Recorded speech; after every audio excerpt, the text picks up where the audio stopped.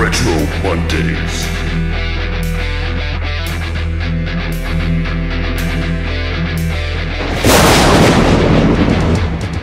Now, games based on famous 80s movies usually were awesomely bad, and RoboCop is no different. But to be fair, I did play this game as a kid, and it wasn't bad. Yeah, it was hated by many, but I couldn't shake my admiration for Officer Murphy.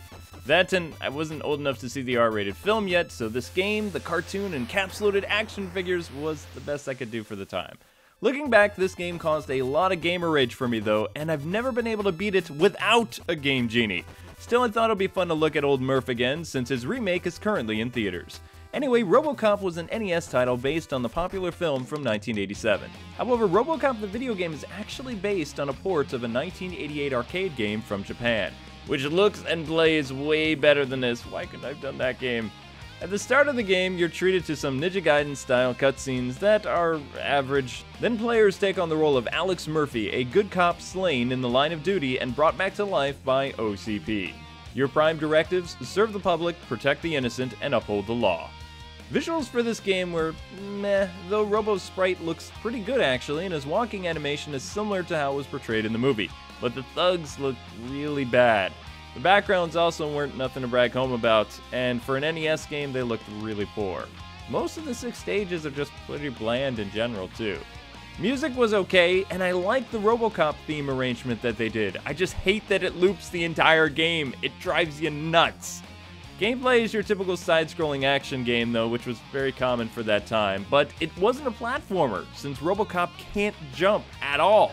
He can, however, enter doors, punch through walls to find shortcuts, which is awesome, and climb stairs. Well, in theory he can climb stairs.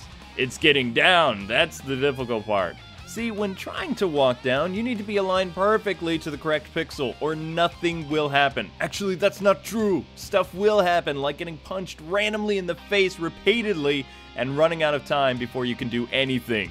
Yep, this game is timed, and that's my biggest issue with RoboCop, along with many other people's. Now, why is this a problem?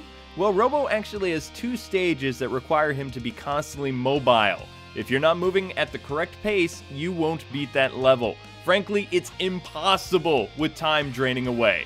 Seriously, what were they thinking to have this game timed? Still, to try and aid the player, Data East added 2 power-ups, one to restore your health and the other to recharge the clock, in theory. Still, these power-ups are few, and the batteries are even fewer, and those are the ones that you need. Half the time, they aren't worth going out of your way for anyway, and they don't add that much time back to your clock meter. If only this game wasn't timed, it would have sucked so much!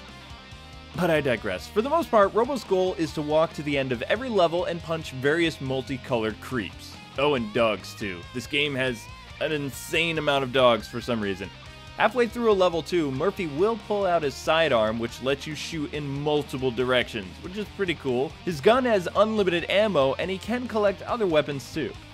Though, keep in mind, their ammo is actually limited, so it's best to save the Cobra gun for boss fights and the OCP levels. Using Robo's gun makes you feel pretty invincible, but Murphy puts it away randomly at the worst possible times, mainly when he's surrounded. I don't know about you, but during this type of situation, no officer would holster their weapon. Well, no sane officer anyway, maybe if you're a cyborg. Upon finishing some levels though, Alex does get to play a minigame shoot 'em up style. It's pretty fun, but it doesn't last that long, so its appeal is fleeting. Then it's back to apprehending thugs on the mean streets of Detroit all over again. Rinse and repeat, that's the game. As you can see, RoboCop on the NES had a lot of problems, and there are so many reasons most gamers just plain hate it to this day. Robo was timed, had no continues, limited ammo, and was too difficult to complete. Shockingly though, this game paved the way for even more RoboCop games, I know. In April of 1991, Data East was at it again with RoboCop 2, though this time he was able to jump, but the controls were horrible. And unless you were a masochist, Robo's second game was just too painful to play. How this game won Game of the Year is beyond me. Seriously, somebody had to be high on nuke. Oh, and it should also be noted that the Game Boy versions of RoboCop 1 and 2 were actually much better than the consoles, so if you had those games, you were lucky. RoboCop returned again in 1993 thanks to Ocean for the Super Nintendo. The game was panned by the critics for being insanely hard to play. That and it sucked. Later in the 1990s, RoboCop would have a few Super Nintendo and Genesis games that versed the Terminator. And they were mostly average to okay. The Genesis one had blood and it was pretty decent. Though the games were nowhere near as bad as the 2003 FPS game, which finally pulled the plug on Alex Murphy. So, do I recommend you play RoboCop on the NES? Personally, I think you're better off taking on a ED-209. Would be just as challenging and you would have just as much stress. Still, if you're a sucker for punishment, RoboCop is pretty cheap these days on eBay, but I strongly suggest picking up the game with a Game Genie if you want to complete it, because playing this game with no time thanks to your trusty Game Genie was so rad and so much fun. I enjoyed beating this game again with Game Genie.